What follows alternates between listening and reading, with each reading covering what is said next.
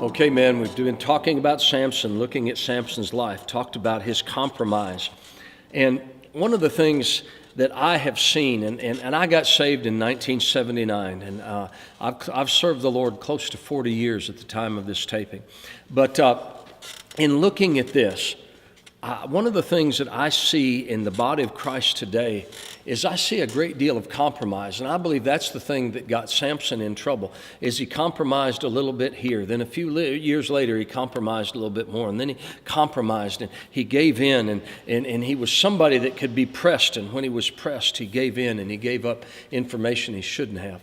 He compromised.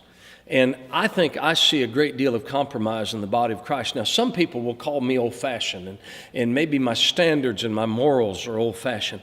But I want to challenge you with something. There's a verse, and I'm challenging you men. Proverbs 22, verse 28 is a verse that rings on the inside of me.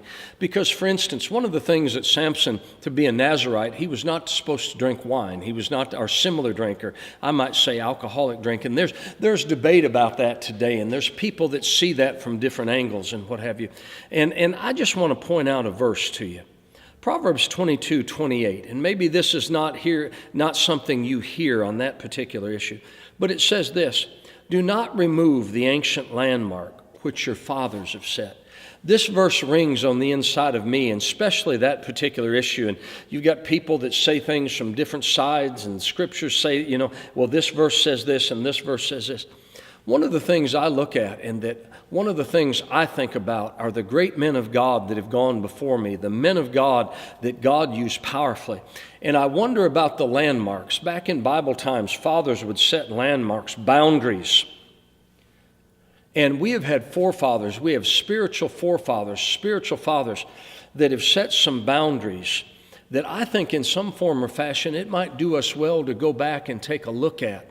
And sometimes we have people today following men and maybe following leaders that I might say aren't spiritual fathers, and they're almost telling us to remove the landmarks that some of our spiritual fathers have set. And I think one of the things that caused Samson to fall is he didn't keep some landmarks up. And it caused him to end up compromising to the degree that his eyes, not only his natural eyes, but his spiritual eyes got put out, and he became weak.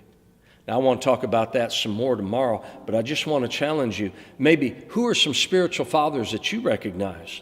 And what type of moral landmarks did they set that maybe you have moved?